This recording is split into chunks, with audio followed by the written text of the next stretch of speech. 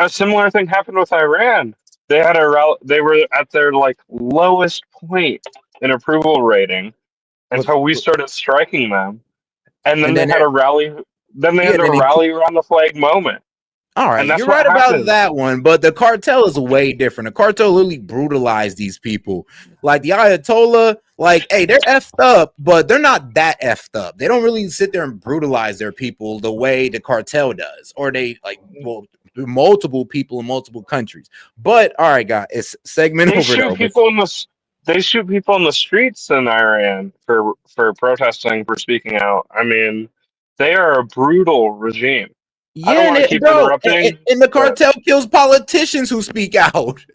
I mean, oh, yeah, it's but hold on, whoa. Before you carry on too long, Sid, before you carry on too long, you can go ahead and get right back to it. So once again, shout out to my man Sid. All right. And shout out to my man Vlad Steen. He says, don't forget about the Department of Misinformation by Joe Biden. I mean, that's also a good point. But all right, guys, let's get right into it. Oh man, it's always fun doing that with Sid.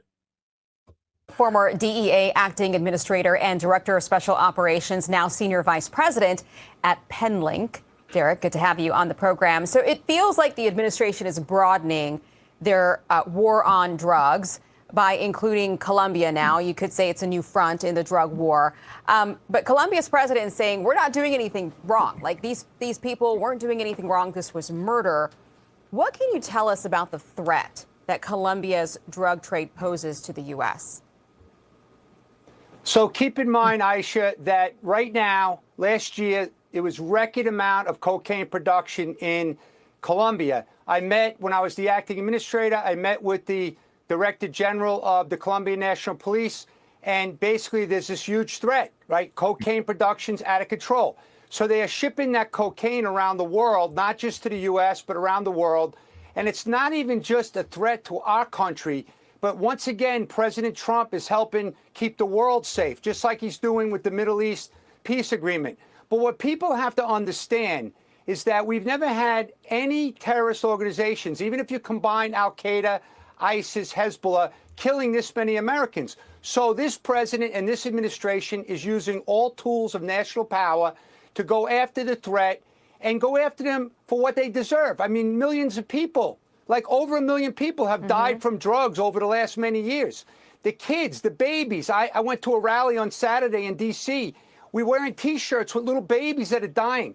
American public has to wake up, and I'm very impressed with the clear and decisive action by the Secretary of War and the White House and Secretary of State doing outstanding work to support the men and women of law enforcement that are on the streets every day in America, that are getting abused, that are getting threatened. So we have this whole of government approach, and actually we're on the right track. We got to keep going. And I do want to remind everybody, like, yes, the president, the commander in chief can order limited strikes against terrorist groups without a new act of Congress. But U.S. law constraints on how long and under what authority those strikes can continue. And, you know, this comes from congress.gov. So, yes, shout out to congress.gov, pretty much saying that, yes, if you are designated a terrorist organization, you are now greenlit to be struck at any moment. I mean, yeah, it's over for you.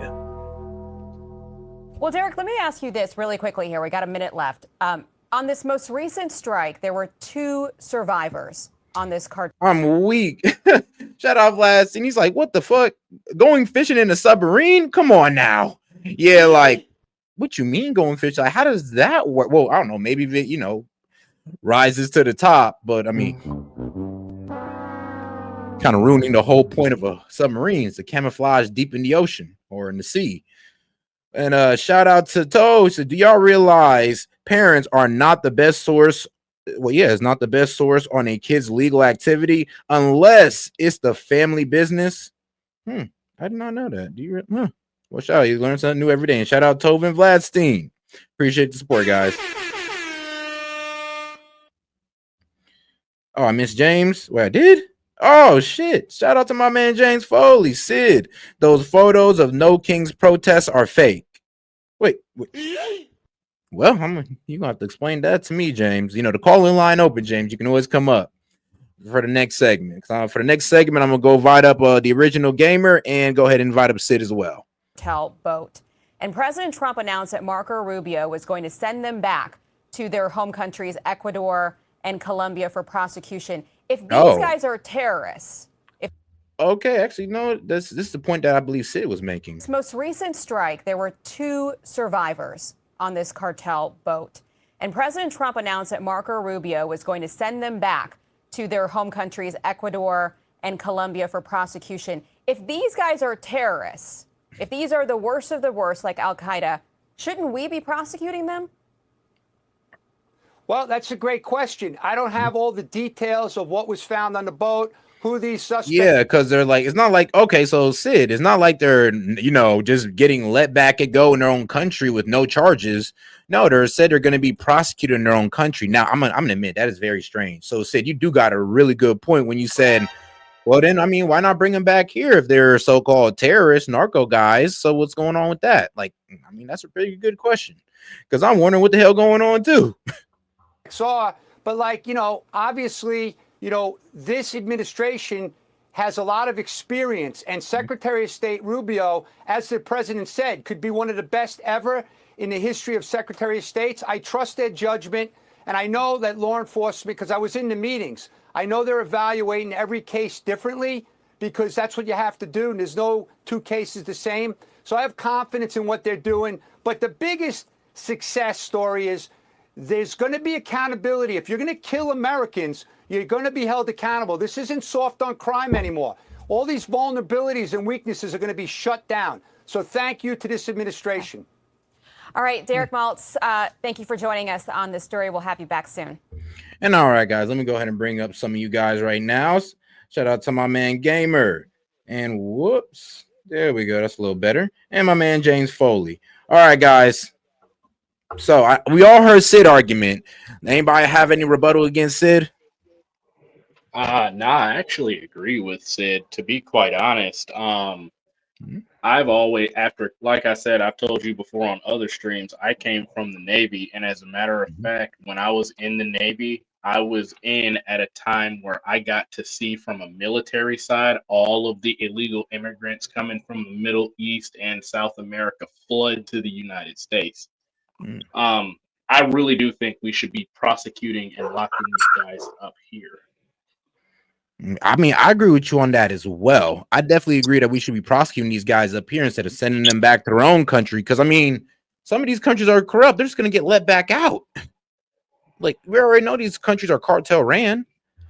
So, I mean, look, like I said, I agree with Sid on the whole suspicion of, like, what's going on with these 2 guys who are just getting sent back to their country to be prosecuted instead of the U.S. But I will disagree on him when he said, oh, well, Trump cannot have these strikes on this terrorist organization. Like, I disagree with him. That's not actually valid, because the way that it works, especially when you're talking about naval and Air Force bound strikes, we actually have a protocol where we get greenlit for up to 48 hours direct access to the president, especially, like I said, for the Navy and Air Force. I know this for a fact. Within 48 hours of coming into contact with a known terrorist organization of the United States, pretty much it's open season if the president wants to order a strike. The only thing is that we have to pass it back up the chain and let Congress know what we just did. All right, and quick question though. So, was there ever a time that you guys work with like intelligence to get information to carry out a strike, or is that ever in the process? Most of the time, I can't really speak on that aspect because stuff is secret, and we'll just keep it right there. But what I can say is, most of the time, whenever you see a strike pop up on news, like how you're able to see that on the news or whatever, most of the time, whenever you see a strike on the news, there has already been like an extensive amount of recon. I mean, we watched these guys pretty much wipe their butt and roll out of bed. We've been watching them so long. So whenever you see a strike, trust no one believe that we already have our ducks in a row. All right. Now, well, Jay, would you guys would you agree that it's Congress that gets to declare war on a country, not the executive. Yes and no. Declaring Yes and no. war and declaring someone a terrorist organization are two different things. We're not invading the country. We're stopping people from invading ours. The Yep. big Yes, difference. but when Trump recently sent his reasoning to Congress, the executive recently sent their reasoning for these strikes to Congress. They said that we are at war with Venezuela. The President of the United States has a degree of authority to declare war on individualized crime syndicates that Congress otherwise couldn't designate. So what people get that confused is Congress has the right to declare war on a known enemy nation. That's the key word most people keep confusing. It's an enemy nation. Now, on a terrorist cell or crime syndicate or things that will be harmful to the United States that operate more along the lines of uh, terrorism or asymmetrical warfare, the president, in line and in junction with the Department of Justice and Department of Homeland Security, they can come together and be like, okay, what's the status on this group? Are they a problem or not? And then they can go ahead with the power of the judicial branch and the Department of Justice designate people, individual groups as terrorism and go terrorist or enemy individual actors and go after them that way. With all due respect, sir, my dad was in the Navy. My brother's in the Air Force. Um, I appreciate you for your service.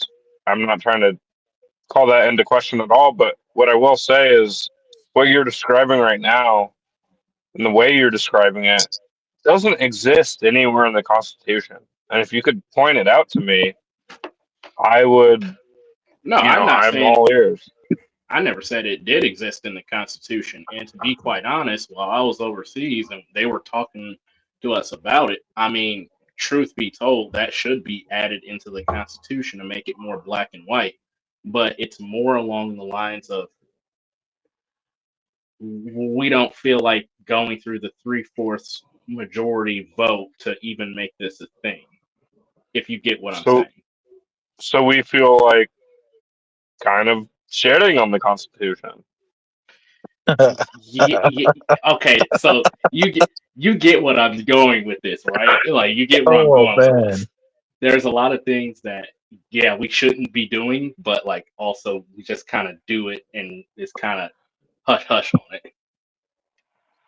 Yeah, I totally think that happens, but I think that we shouldn't be partisan in this way. And, in my opinion, we should be guided by the Constitution still, no matter who's the president, no Hmm. matter if it's the president I like or someone that Set likes, like Trump, Well, and that I no, don't like. I'm not a constitutionalist, and I barely know law. But my understanding of the Constitution is it doesn't dictate international matters, right? It protects Americans and American interests, first of all. Second of all, this has happened in the past. Just look at what happened. Um, Not Hamas, not when we took out ISIS. It wasn't a war against the Middle East. It was a war against a specific group of people. That's what he's getting at. If there's a specific group of people that are targeting U.S. interests or U.S. citizens, we have the right to go and take those people out, and we don't need Congress authorization to do so. Well, no, And Second, the no, no, reason no, no. Article 1 specifically says who can declare war and who can authorize military strikes uh, look at the on these provisions. specific groups. You got to look at the And, provisions. So hold on, let me break something down to you about military operations, how it relates wait, to hold on, what wait. we Can can. I let me cut you off real quick, and I do apologize. I'm really not. I'm actually very quiet. But before you get Mhm. into specifics and logistics, dude, if Russia shot a missile at the United States and we shot one back, we don't need Congress approval for that. All right, that's going to Pretty war. much. No, you don't. You don't need Congress approval for that. And if you think so, then you're just lying through your teeth, or you've been misunderstood. And I apologize for you. But the whole reason I came up here to begin with is I was just listening to the background. I wasn't 100% confident in what you said, and I just wanted some clarification. As far as those No King protests go, and you mentioned the numbers, I do know for a fact, especially the one in Boston, and you can read the reports and you can fact check me all you want. Um, they use a stock photo from about 2,000 years ago, 2 years ago, and they put it on MSNBC. 2017. It might have been 2017. I thought my understanding was a 420 event from 2 years ago, when there was about 1 million people down there. Um, there was only a few thousand people at that No Kings protest, and they're just inflating the image and making it look much better than it is. I just wanted to say that. I don't know what you were claiming, but I did hear kind of in the background. I had the show playing in the background, but it did come off as wrong and misinformation. And I did want to say that the numbers are a lot less than what are being reported. All right, sir. I mean, these things were on live feeds. I hope you know that. They were on live feeds. It wasn't just still images. Also, I don't know if you're on Discord or not, or if you're in Seth's Discord, but I have a couple family members that live in Worcester and in Boston, and were actually at these protests. If you want to see those from those specific areas, Yeah, they have get their pictures. photos, and put them up there, because what I do know is that that image that they're using all over the news. If you just you understand Boston at the end of October, you understand first the trees don't look like that, right? We already have yellow, orange, red trees. The leaves are falling off if they're not already Right. off by now. The weather was different that day. It was super sunny, and it was gray here that day. Not only that, but Yeah. that stage that they had set up in that stock photo wasn't from that day. So it is Sure, misinformation. And sure, I sure, my just friend. This has happened, and you had people, you had people from Worcester there. I live about 15 minutes away from where it actually took place. Um, and I'm close and very working very closely with a person that was running for a city councilor seat. He was down there live streaming as a counter protest. And I mean, I can get those video. We could probably play them on the channel, and I could disprove you if you'd like. Or I mean, do you want to get the photos, or do you want me to get the videos? I mean, how does that work? It's coming. Just what I'm hearing is you're either misinformed, or you're so one sided that your mind's already made up. And that's not what this channel is for. We do openly debate and discourse, and that's amazing. And I love when we can have those conversations. It's just not appreciated when everything can be rebutted. Especially down to a missile being shot at the United States, and who has the yeah, right. no, I don't know if you're in the Discord or whatever. I can't, while I'm on the chat on my phone, I can't go get these things for you right now because it would disconnect me from the call. Yep. But Oh, don't worry. In about 2 minutes, we're gonna go ahead and get back to the video, and then I'm gonna and then during the next break, I'll bring you guys back on. yeah, So I'm gonna and finish no, out my. just to say real quick, responding to the last guy that said, I mean, people post things that are wrong or old all the time. I mean, the reasoning Trump used for deploying the National Guard to Portland, by all accounts, was watching videos from 2020 that were being replayed on Fox News of those riots that we all agree were riots and some of the worst riots we've ever seen. And he thought those were like currently happening, and So it's just totally not the case. And so yeah, people get fooled all the time, including the president of the United States.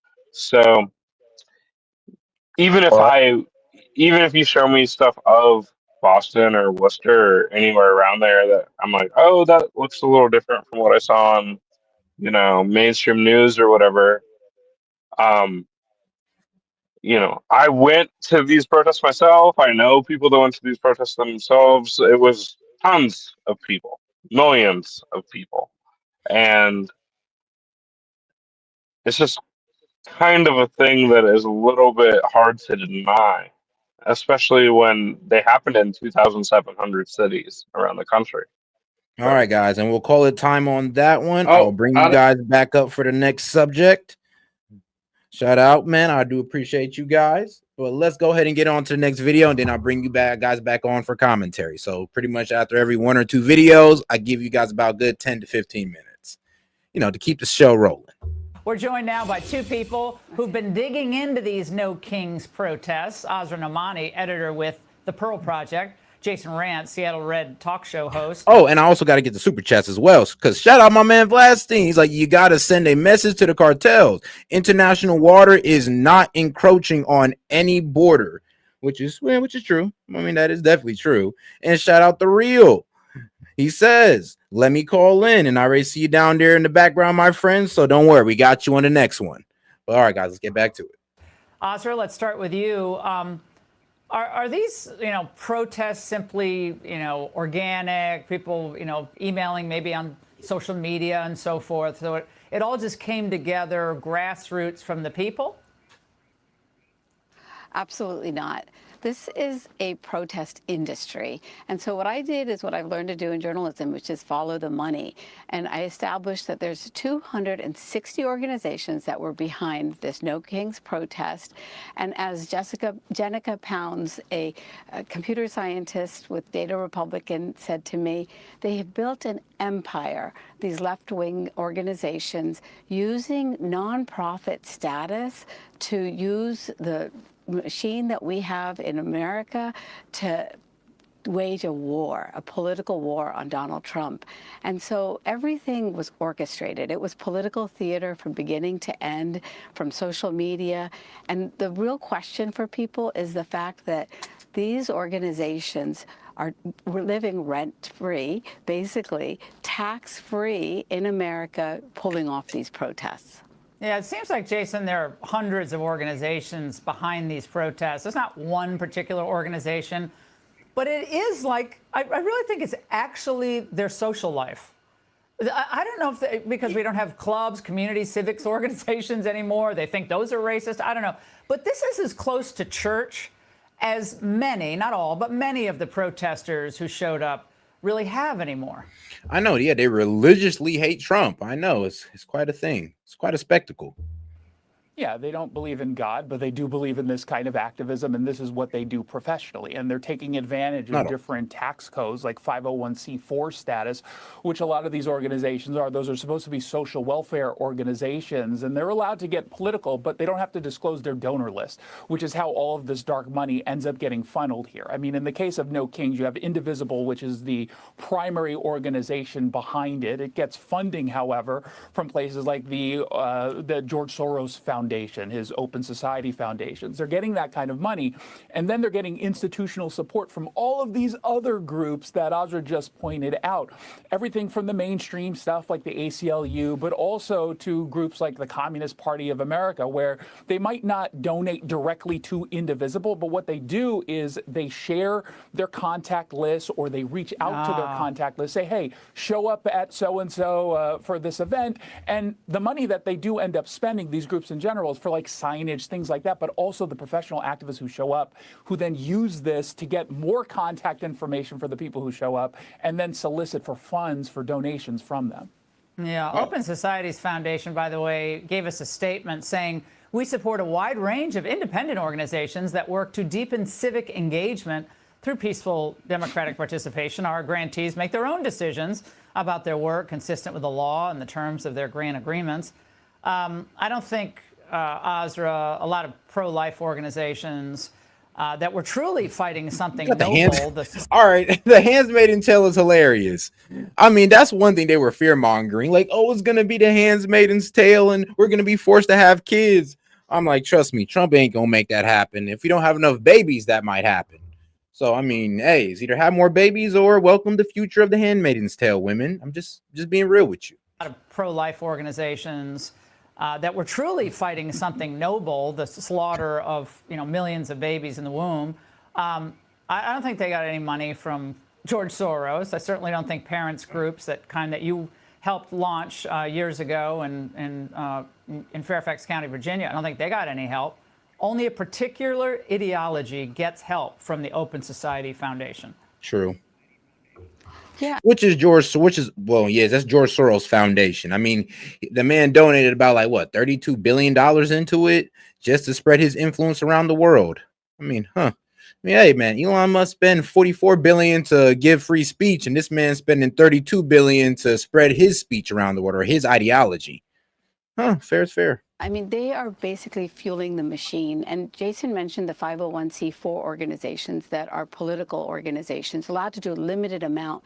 But according to my data analysis, about 100 of the organizations are 501c3. And they are supposed to do very little political work. They are absolutely supposed to be nonpartisan. But some of the names of these groups is literally resist Trump. That's not very subtle there. And then build the resistance, along with, as Jason was mentioning, the Party for Socialism and Liberation. They bring the foot soldiers to this movement and create this myth of the marching millions. And I want everybody to know that, you know, this is theater. That's all it is. Yeah. But it's an industry, and it must be checked. I mean, here's the problem with the No Kings protest. It's just like, look, we respect you guys going out and protest, but the message was weak. And like I said, it's like, yeah, all y'all guys do is, it feels like all you guys do is complain with no real solutions. I mean, y'all crying about healthcare, but you ain't got no solutions to healthcare. I mean, you're crying about terrorists, but I mean, can you think of a better reason to get businesses over here and getting people to start investing in America? Can you think of one? Of course not. So that's the problem. It just seems like you guys are a bunch of sore losers who didn't get y'all way. And now y'all kicking and screaming in the streets with signs and, you know, cool little floaties. Well, Jason, finally, do you think, as Trump said, this in any way is representative of a wide swath of the American electorate? I think he's correct in that it clearly is. And I mean, I heard a lot of the language of like, this is what democracy looks like. No, democracy looks like the Electoral College map, where you had 77 million voters who voted for Donald Trump and 312 Electoral College votes. That's what democracy looks like. These are folks who are protesting democracy because they're upset that they lost the last election. And the good news is, despite a lot of people showing up, they're not really going to get anything done here. Yeah, sour grapes didn't sound too good for a day of protest, so they just called it No Kings, because no one believes in that rally that Donald Trump is actually a monarch. It's the most ridiculous branding I've ever seen. Azra, Jason, thank you both. Hey, Sean Hannity here. Hey, click here. All right, guys, and before we get into the next video, I do want to get the guys' thoughts on this one. So, of course, shout out my man S.E.T. Whoops, there we go. And hey, shout out to the real the gamer and James Foley. All right, guys. Sid, I believe you said something in the private chat that we have solutions. Yeah. So this is totally like ridiculous that they're like, oh, he's not a monarch, he's not a king. Oh, look, your protest worked because we woke up today and he's not a king. The idea was never that this guy was a king. It was the way that he acts. He is acting like he wants unquestioned power. He wants unchecked power. And we're not going to have that. That's not the way this works here in America. So you don't just get a... Can you give some examples of how he's looking for that power? Yeah, so we're in at this point, we're at 20 days in the government shutdown, right? A good example of this is everything that has been passed since he's been in office. He has later since sent rescissions packages in. So he's rescinded funding that Congress approved unilaterally. I mean, hold on now. So are there ways around that or not? Well, the ways around that would be the Republicans saying you can't do this, but they're not going to do that because Republicans have learned that if you oppose Trump, you lose your career. Okay. My understanding. Look at Liz Cheney. At Liz Cheney. Hold on one second. Who voted 98%. Before we go off topic, right? Let's see what's going on. So they're trying to pass a bill, right? It hasn't passed the president's desk. He disagrees with some of the stuff in there. Happens all the time. Government's been shut down under many presidents. Most under Trump, I do agree. However, if he doesn't agree with the bill, that's totally fine. He can pass it back down, and then what happens then? It'll go through the House, the Senate. It'll come back up, and if that happens 3 times, Congress can override the president if a bill comes up through the House 3 times. Yeah. So if they did want to pass the bill hard enough, they would just keep doing what they're doing, and they'll be persistent, and eventually it'll go through without the president's authority. Now, what I will say before you jump in and start talking, what I will say is I noticed you said that basically Trump is acting like a king.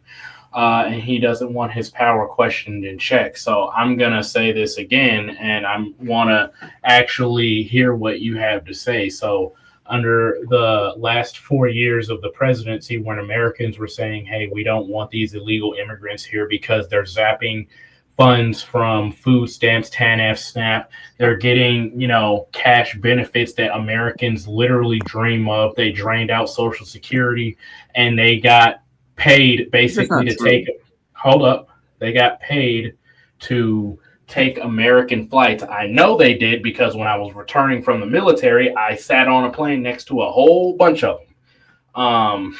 And when Americans said, hey, we don't like this, Americans basically got told, I don't know what you're talking about. Everything is fine.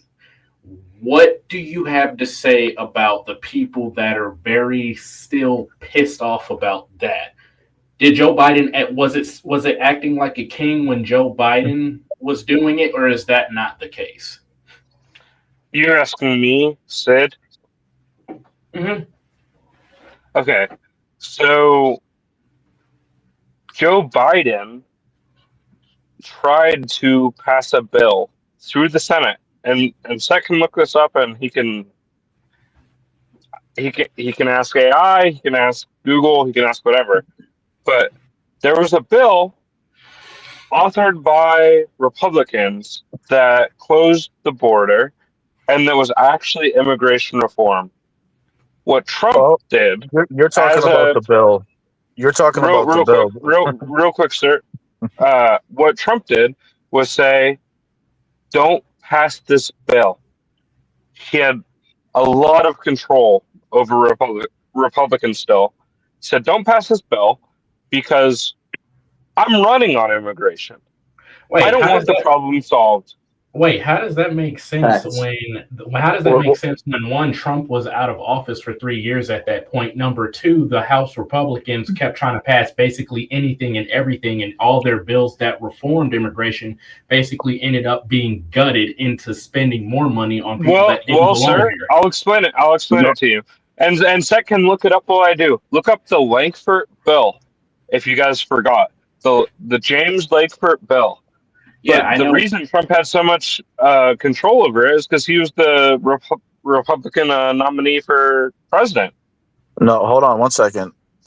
The real reason that bill failed is because there's provisions in there that only lock down the border, and it would only become active once a certain amount of immigrants reached, I don't know what the number was, let's say 5,000 a day. Once 5,000 people hit the border that day, then they would shut it down. That was not a solution to immigration. That was shutting down mass immigration. No. It was 5,000 a day for. Hold on, guys. Hold on. I don't think I've heard from the real. Like, was that who's trying to talk? Yeah. So I think the real reason that this bill wasn't passed was because it actually solved one of the big issues in immigration, which is a pathway to citizenship. Right now, if you try to enter the U.S. legally and you try to become a citizen, it can take up to 10 years. And this bill actually funded immigration judges and people who vet immigrants. And that's not what Trump wants. Trump wants people to either come in illegally so they can be exploited for labor, for cheap cost. You don't need to pay them. Your employer can have like certain power over, somebody who's in the country undocumented.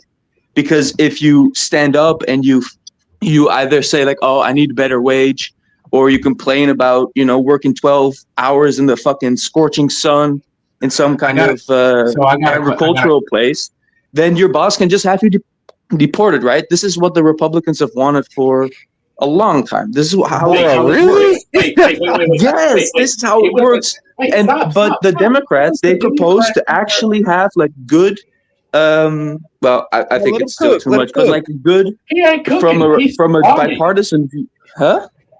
You ain't cooking. It was literally the Democrats that literally said, "Who's gonna pick our fruits and tomatoes?" Literally, that's why I was like, yeah, exactly. Because Trump is now deporting everybody that's Yes, undocumented. because slavery And he's not even is going bad after criminals, labor. right? And he said Wait, this wait, to wait, wait, people. wait, wait, He wait, said wait, this wait, to. wait. Wait, and Trump is suggesting a temporary pass for illegal immigrants whose employers vouch for them as long as they're in Exactly. That's my hospitality. point. And so Trump agrees with what this guy's saying and what I'm saying as well. So let this other guy cook. He's not cooking. Look, He's bombing. He is, dude. He is. Let him He's talk. not. He just said like 3 or 4 lies I know for a fact from the intelligence look, community. you know, are one of not the biggest case. lies that was said in this live, it's that undocumented immigrants take up Social Security. They don't. They don't did. get any Where do you think? I got benefits a from Social question. Security I got a because question. they're Look, literally undocumented. no, I got a If they're in the country, they pay taxes, right? Because they're no, working, they so don't. they pay They taxes. do not. But they They do don't not. Well, hold get on. I mean, Medicare. They not if don't they're get work. Hold Medicaid. on, dog. If they don't got no Social Oh, Security, then how that work? so let me I don't know. Look, they have a fake Have you ever Social heard of Security sales number, tax? and they No. pay taxes with that fake Social Security number. When the government gets fucking taxes from some Social Security number, they're not going to check if that Social Security number is a real Social Security number. But when somebody comes and asks the government for money with a Social Security number, then it's vetted, right? So undocumented immigrants pay into the system. They pay in fucking billions, dude. Hold on. Into the So they system, pay in but through they a don't fake take it Social out. Security number. Wait. So basically, they're basically committing tax fraud and Social Security fraud and all types of crimes. But hey, once again, though, if we call them illegals, then you guys lose y'all shit. That's like absolutely amazing. Well, it's a dehumanizing term. That's not necessary. No, It's that's an accurate term, my friend. That's a pretty accurate term. Look, it's an accurate term in the same way that speeding is illegal. All right, it's a misdemeanor to cross the border undocumented. It's not a crime. It's literally a misdemeanor in the same way. No, that's a crime. No, that's a criminal violation. That would be No, bro. it's a A criminal violation misdemeanor. can be a misdemeanor. It's a civil violation. Bro, just like real quick. It's a possession civil is a violation, just misdemeanor. like But how it's still a Trump crime. civilly held liable for raping a woman. No, whoa. Sexual assault, friend. Set. Real quick. Who has? Did you kick that guy? Nah. He here.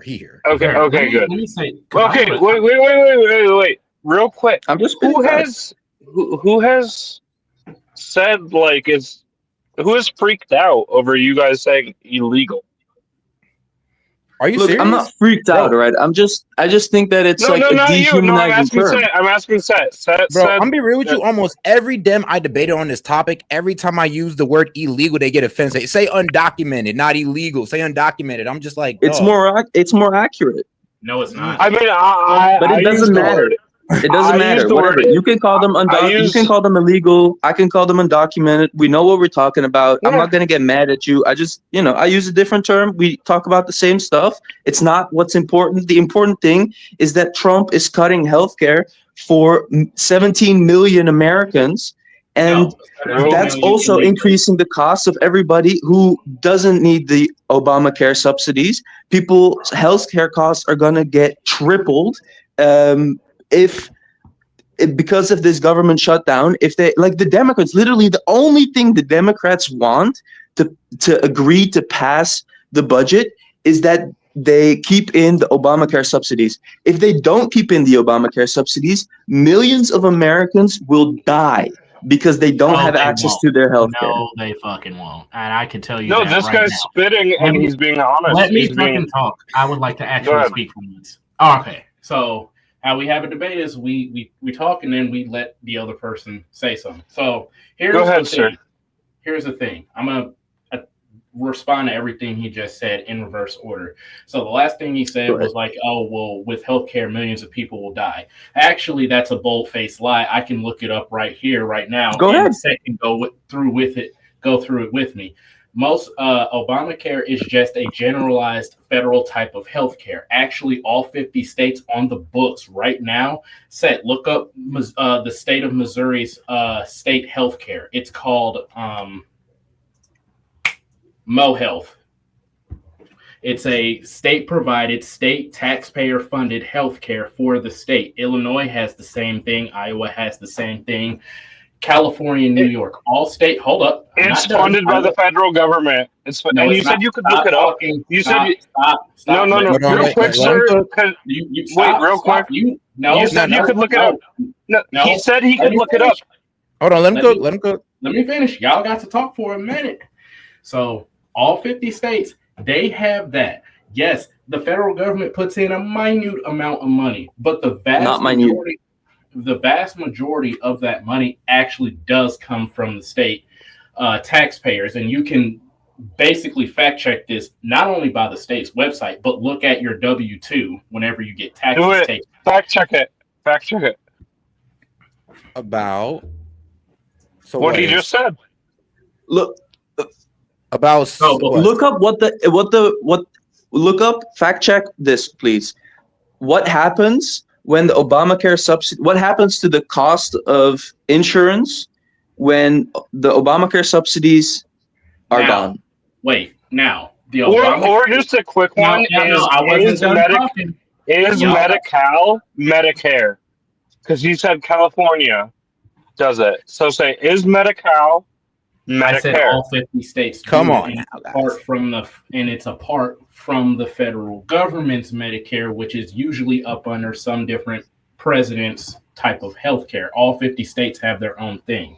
Additionally, No, it's Congress. It's Congress. I know you guys think presidents have all the control, but says the one who complained about no kings. But anyway, I didn't complain about no kings. I went to it. W clean over your head. But anyway,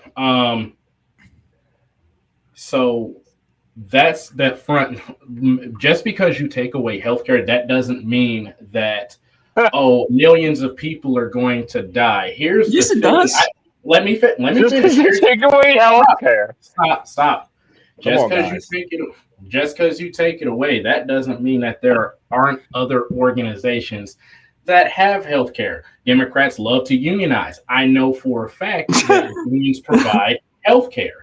I know for a fact that different types of veterans and different types of homeless people, I know because I was in that category for a long time, they actually have state-funded healthcare through different types of 501c or whatever it's called organizations. Yeah. All right, there's different. Hold on, guys. Hold on. Now, guys, hold on. Wait, I'm gonna get back to the show on this one. But I do want to put in my 2 cents on this one though, because where's the healthcare crisis? I mean, people on Medicaid, it's coming. It's already been there for years. America is the only country in the world that has medical bankruptcies. That doesn't exist anywhere else. Because we pay for a third of the world's What are you talking about? People can get on Medicaid if they have low income. We have the healthcare Marjorie system, Taylor Greene. there's not an exorbitant amount of people that's getting kicked off Medicaid. Premiums, bro. Yeah. We have Marjorie Taylor Greene agreeing with us on these subsidies. Do you think this is a Democrat? Bro, this is not about Obamacare subsidies, though. We can, I don't care. Look, I agree that we need the Obamacare health subsidies, but the problem is that was going to be voted in anyway. No, it's not. Yes, it was. Bro, the CR shut down. When was the CR? But when were the subsidies going to end? Do you know? Yeah, at the end of the year. Okay, we had another CR bill before that. We'd have had a second funding. We'd have had another chance to go ahead and get it done. And then here's the thing: the Republicans gave you guys a 1-year extension. They gave you guys a 1-year extension, and now you guys are crying talking about permanent. Had since March. Yeah, it should be permanent. Healthcare should be free, dude. Healthcare should be paid for by tax dollars for everybody. It should be one of the basic. It's one of the basic necessities of life.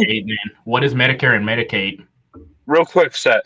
They've had since March to negotiate these things, and now they're saying, "Oh yeah, I know that they're ending in 2 months, and I know that people are going to start getting the emails November 1st and throughout November about their premiums going up." But now suddenly you're saying Democrats need to give up all their leverage to what, negotiate with Y'all didn't. Y'all Republicans? got the 1-year extension. Y'all just come on now. The 1.5 They haven't trillion in spending is negotiated with crazy. They haven't negotiated with Democrats the entire time they've been Yes, in they power. did. Hold on, bro. Come No, on they now. Yes, they haven't. are. Yes, What they does clean are. CR mean? What is clean CR? Just so we are all on it. Don't look it up. I want you guys that are very loud and wrong. What is a clean CR bill? It doesn't mean anything. It doesn't mean anything when they have rescission packages. When they just No. when I Trump asked just for a decides to definition. rescind everything. I asked for All a right. very By the way, Ideally, let me it get one means point before we start the show. Hold on, let me jump in here. All right, let me calm things down real quick. And I think I'm going to simplify things really easy so nobody can misunderstand. All right, 2 minutes and we're back to the show. Thank you. The first thing, right, is healthcare cannot be free, right? And I was a true believer Taxpayer that funding. hold on, let me get uninterrupted, please. Cooked, bro. Right? It can't be free. If you look at the cost of doctors, we could subsidize the cost of all the doctors in the United States. That's possible. But then you look at the cost of actual drugs and procedures and what everything else runs, that's unattainable, and it just doesn't make sense to me. It doesn't. One second, it just doesn't make sense. Secondly, the whole idea of how it doesn't take away from Social Security and Medicare and Medicaid is totally wrong also, because we don't understand. We have these set, we have rules, we have taxes. Government only makes so much money per year, right? Boom. And when you're bringing in all these people, yeah, we're not taking money out of Social Security to give it to them, but it's taking up more of the portion of the overall income that we have. That should be going toward debt. And you know what? If we weren't paying for all these people in one way, shape, or another, right, then we would have more money for Medicare, and we can give our people better care and better attention. But it can't happen when we're paying for, even if it's just a flight across, even if we're paying for 10 million applications for someone to sit there and do the application. Yeah, that takes a lot of time and a lot of money that we shouldn't have to pay in the first place. That's where it's all wrong. Is we have a set amount, we have to stay within that amount. There's taxes. We don't just make more money.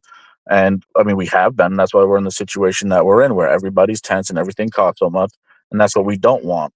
We're saying, hey, let's, we got to figure out our shit here. We got to figure out what's going on first.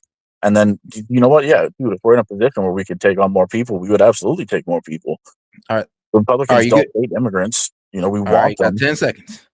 You good? But yeah, no, I'm good. It's why you guys just get it all right. You're angry before you're logical. All right, man. And shout out to Foley. Foley was the one with the last word. We'll go ahead and move on to the next segment. And shout out to Need a Lineup. And you know what? I definitely do. But shout out. He says misdemeanor is a crime punishable for for less than a year. Yeah, punishable for less than a year. So yes, it is a crime, a criminal violation to cross the border without proper documentation. And let's see here. Shout out Vladstein. He says, can't you hear the accent? European socialist. Shake my head. I mean, yeah. Hey, the real, he got you on that one. All right, guys, let's get to the next video. Appeals courts. National Guard can be deployed to Portland by the Trump administration. I mean, hold up. Let's get right into it. Whoops. Some breaking news on the president's attempt to deploy National Guard troops to Portland, Oregon. CNN law enforcement correspondent Whitney Wild is with us now. Whitney, what more do we know about this? Well, there is a major victory for the Trump administration. They had sought to appeal this temporary restraining order that limited the National Guard's ability to be deployed in Portland. Originally, a district court judge had, as I said, put a restraining order on that, attempted to extend it. The Trump administration appealed, and for now, they are celebrating a major victory because this appeals court, the Ninth Circuit Court of Appeals, the three-judge panel who oversaw this case, has put a stay on that district court judge's order, which means that the Trump administration can deploy the National Guard troops to Portland to protect that ICE facility. This is an important win, again, for the Trump administration, but it is also significant when you look at the totality of how the judiciary around the country. I guess when they try to say Trump don't listen to the courts, hey, yes, he is. The problem is that the Dems don't like when the courts rule in this man's favor. So now they drop the whole, he's going against the courts too. He's acting like a dictator and a king. may look at similar cases. The Ninth Circuit is widely considered a more liberal circuit. The courts on the West Coast are largely considered more liberal courts. And so for the Ninth Circuit to give the Trump administration this win, that will put quite a bit of wind in their sails, Pamela, because they are facing other similar lawsuits in other districts throughout the country. One of the points that was made in the majority opinion here, it appears to suggest that there's a lack of assistance or maybe not enough assistance from the Portland Police Department. And as they are looking at the totality of the Trump administration's claims, the totality of a potential risk here, it appears that they do think that the Trump administration will likely win on appeal. And the reason I bring up the Portland assistance is because here in Chicago, the help from local law enforcement was one of the reasons that a judge issued a temporary restraining order on the National Guard being deployed in Chicago. And shout out to my man Vlad Sting. He says, bruh, judges are the ones acting like kings/lords. Literally. Like, I don't care what crime you committed. Be damned the law. Set this man free. Set this rapist free. Well, hey, don't be a guy to be a rapist. Set this violent guy, this arsonist free. Why? Hey, man, shout out to liberal judges. It don't matter why. Because they're so empathetic towards people. That's why. A little bit too empathetic. And then trust me, I got empathy too, but not that much empathy. Point here, Pamela, is that as the judiciary looks at all of the factors here, what is the real risk to an ICE facility? What is the real responsibility for law enforcement in this area to protect them? They are considering the assistance they're getting from local law enforcement and deciding whether or not the National Guard is warranted here. And so again, this is a major victory for the Trump administration. Our team is combing through this order now, as well as the dissent, to try to get, bring you the most detail about the reasoning here. This is a 57-page order in the majority. The dissent was another 36 pages, so we're still combing through all of that. But Pamela, in the short term, this means that the Trump administration can deploy the National Guard to that ICE facility in Portland. Back to you. All right, Whitney Wild bringing us the latest on that. Thank you so much. And that ruling in Oregon comes just days after the No Kings protest that took place across the country this past weekend. And one of the issues for some of the protesters was this idea of sending the National Guard into cities. And we've heard President Trump dismiss them just today, calling them, quote, small. But according to the organizers, 7 million people took to the street Saturday to protest and what organizers describe as President Trump's, quote, authoritarian agenda. There were more than 2,000 rallies held across the country. Speaker Johnson characterizing these protests in a similar way and tying them to the ongoing government shutdown. Now that Democrats have had their protests and publicity stunts, I just pray that they come to their senses and end this shutdown and reopen the government this week. Republicans are waiting. The American people are waiting. We are ready to act. All right, our panel is back here. We're also joined by retired Major General Randy Manner, the former acting vice chief of the National Guard. First of all, I'd like to go to you, Randy, on just this latest development that we just heard from Whitney Wild on the appeals court allowing the National Guard to go to that ICE facility in Portland, Oregon. What do you think? I think it's very unfortunate anytime we have American troops in American cities for made-up reasons. I think it's something where if the administration made up, I mean, bro, they're literally outside the ICE facilities trying to block any car that comes out. I mean, there is no made-up stories with that one. Administration is limiting those troops to only ICE facilities. That is still a small and major victory that the National Guardsmen cannot go anywhere that they want. So reluctantly, of course, the court has spoken, and therefore the National Guard will follow the legal orders of the administration. It's interesting, just again, this crossover of the executive branch and the judicial branch on these really big, high stakes decisions that are unprecedented, right? Really unprecedented. And what this came down, I mean, it don't go your way. It's unprecedented. It goes your way. And you see, we told you Trump goes against the courts. He's a complete dictator. It's like, all right, guys. I mean, come on now. Down to it is this question of whether the federal government is unable to execute the laws of the United States without the intervention of the National Guard. Now, the argument that the lower court had made was that, well, of course, these are protests happening. They might impede, they might slow down the work of the government, but the government's deporting more people than ever before. They're doing just a fine job of carrying out their orders without the National Guard. So the appeals court here. I mean, the problem is that you got, people who want to stop them. I mean, apparently there's also people who want to shoot them, even though it's only been one occurrence of it. But I mean, God forbid there's another one. But there's definitely people out there who want to hurt ICE, who want to dox ICE officers so they can harass their family members. So let's be real. They do need a certain level of protection, which is crazy to say, because who'd have knew it ever came to this, where we're literally trying to stop officers from doing their job. Seem to say, and we haven't looked fully through it, it just came out a second ago. Well, ICE officers from stopping immigration. I mean, that kind of helps everybody in the U.S., but the Dems don't see that because, I mean, the way the left has framed it, we're locking up U.S. citizens and we're keeping them for days on end and they haven't eaten in weeks. It's like, no, 73 hours at most. But no, we're not keeping them in there for weeks. But the people who seem to say, well, no, this is getting in the way of the government's ability to do its job. That language, unable to execute its functions, is going to come up again, whether it's at the Supreme Court or whether it's with an appeal to the full Ninth Circuit, all 11 judges, which I think parties will almost certainly do. I think there's an open legal question still. But, yeah. I want to bring you in, Doug, because as I mentioned earlier, this idea of sending the National Guard into states against the will of the governors in these states, it's something that has galvanized some of the protesters that were out there in the No Kings protest, right? There was 7 million people around that, according to the organizers, and they were there. I mean, we had reporters there.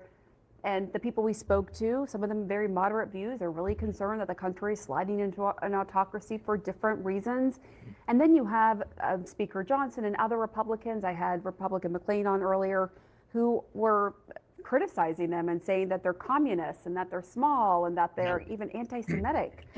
And shout out Toe. She says, dude, y'all forgot the part of the military oath is to protect from all threats, foreign and domestic. That includes the National Guard. And you know what? Hey, I agree with you on that one. But hey, look, man, the man, apparently he wants to make every place, what was it? Police state. He wants to create police states and police cities. He wants to lock everybody down in their home. I mean, when a National Guard pulls up, he's not telling y'all to stay inside. He's pretty much telling y'all to, look, just carry on, but just know we're cleaning up crime with the National Guard. Now, when COVID was popping off, National Guard was out there putting people inside. But different times, guys. And honestly, hey, if the National Guard got good results in Memphis and D.C., then why not keep it rolling? Why not keep the test rolling? It does seem when we bring these guys in, crime gets cleaned up. What do you make of the way Republicans are handling this? Look, they're going to follow the lead of Donald Trump and be dismissive of that. I don't think the protests were un-American. Protesting is very American. But I do think that they sort of took their eye off the ball here. And I say that because it was a beautiful weekend in Washington, D.C., and New York and Philadelphia this weekend. And all of those are just across a river from states that have very close gubernatorial races. And if I'm a Democrat, I want those people on one of those final Saturdays going into a campaign, not at a protest. I want them knocking on doors and making phone calls in Cherry Hill, New Jersey, in Union and Bergen County, New Jersey, certainly Northern Virginia. And by having them at a protest, when you're coming down to crunch time in a campaign, seems to me to take your eye off the ball. What I'd do instead is try and win those races as much as you can, have those volunteers on the ground, do your protest after those elections. If you're successful, then you can talk about the momentum. You can say, look, we've just won these races and all these people are fighting on the ground for us now. I think it's a real missed opportunity. That's a great point, Doug. And it's not, and even if you it is a good point, because if you ain't winning no races, then let me be real with you, I just look like a bunch of sore losers. I mean, and let's be real. I mean, at the midterm, hey, look, it's the final hour for you guys. We're going to see if you guys are going to break the curse of, well, usually when if the president's Republican, then the Dems go ahead and take the House and the Senate. Y'all might just break that curse due to the way the Dems have been acting. Like I said, it's like literally the worst Democratic Party in history. But I know I'm going to have some people who disagree with that. But quite honestly, in my personal opinion, this is the worst Democratic Party in history. And it's shown in the voting. I mean, bro, 2 million voters left while we're gaining 2 million. Like, I'm not saying that those 2 million came over here, but I'll tell you this, though. It seems we're gaining voters while you guys are losing. And the problem is you're just losing on policy because you guys aren't coming up with policy. And I'm talking about your main leaders. They're too busy fighting Trump and coming up with ways to help their people. Get out of New Jersey and Virginia where you've got governor's races. I think a refrain for many people is, okay, what now? You got 7 million people, what now? Did you collect everybody's emails and you're going to raise funds from them? Like, are you going to...